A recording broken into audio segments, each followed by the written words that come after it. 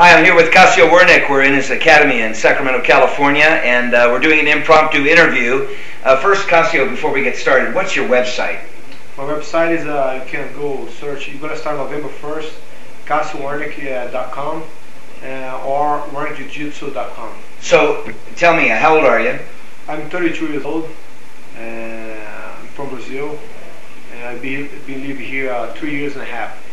And how old were you when you started Jiu-Jitsu? I started Jiu-Jitsu when I was 17 years old. Actually, I started Judo because I tried to find a ground game in my city. I could. It's okay. Yeah, it's okay. I was trained just in school. We had Jiu-Jitsu just in the afternoon. I had to go to the school. I was doing Judo in the evening, and like after a year training Judo, I went to Jiu-Jitsu.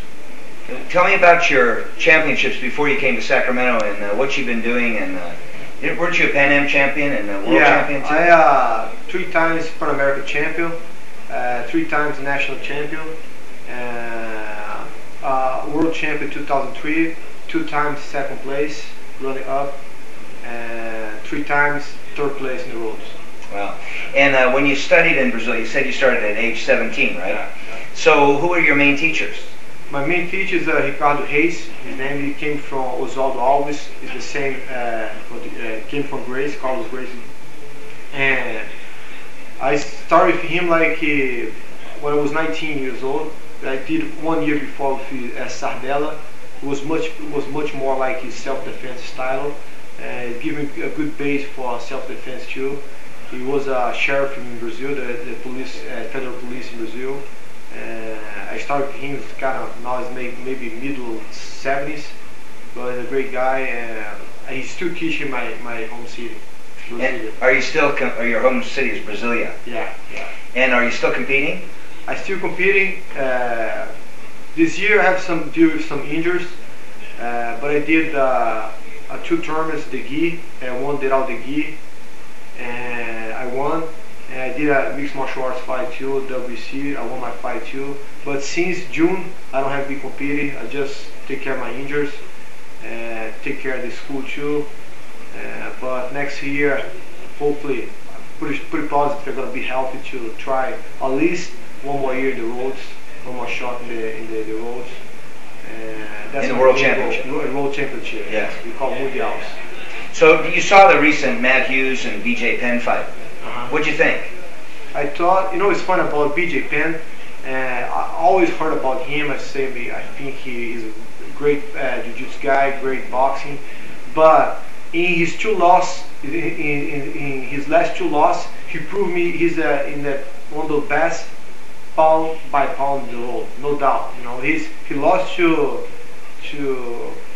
George St. Pierre. But you ask me who you want to be in that fight, I'm gonna tell you I want to be BJ Penn, because George St. Pierre is a great guy, very athletic, a lot of athletic skills, good fighter. But BJ Penn is the finest mixed martial arts guy right now. I know. And who are your other favorite fighters right now that are out fighting? I like a lot Shogun. For Fighting Pride, Maurice Shogun. I like his style. He's very well-rounded guy, good jiu-jitsu, good striking too, good knees. But I like a lot too Paulo Filho. He's a good friend of mine. He's a squeezer. The guy's a monster. He's maybe 5'6", 7". Weight like 185, but his jiu-jitsu is the finest jiu-jitsu in mixed martial arts. Where does he live? He lives in Rio. He's from Brazil top team. Of course, the guy is, I think is you never say in mixed martial arts the guy is unbeatable. Nobody's gonna beat him. But it's hard to see somebody now beat Fedor or Fedor, whatever you call Emelianenko Fedor. The guy is like, he's funny because it looks like he just came off the bar for just to drink some vodkas.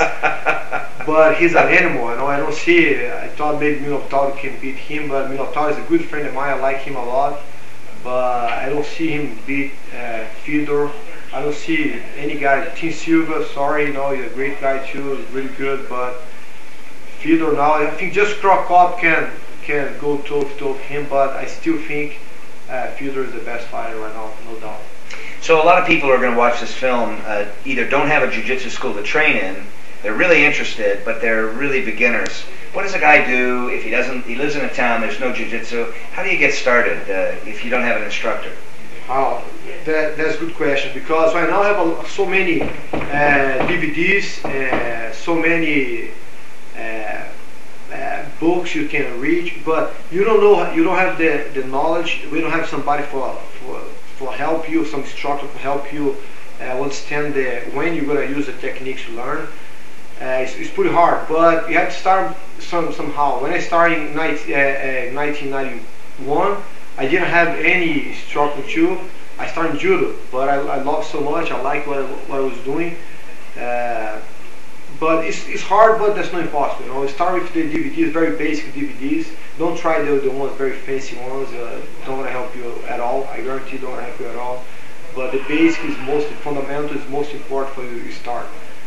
Try to find some school close to your home city. I live here in Sacramento. I have guys come from Vallejo. It's like wow, an hour 15 from here.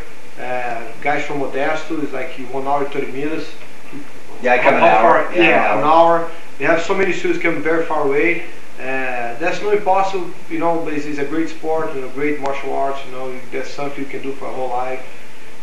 But start with the very fundamental books or DVDs, the most important thing. Well, we've been here with Cassio Werneck and his academy in Sacramento, California. I'll put his phone number on this interview. If you'd like to reach his academy, it's in Sacramento. Thank you very much. Thank you. Cassio, I appreciate it. Tom. Thank you, my friend. Thank you.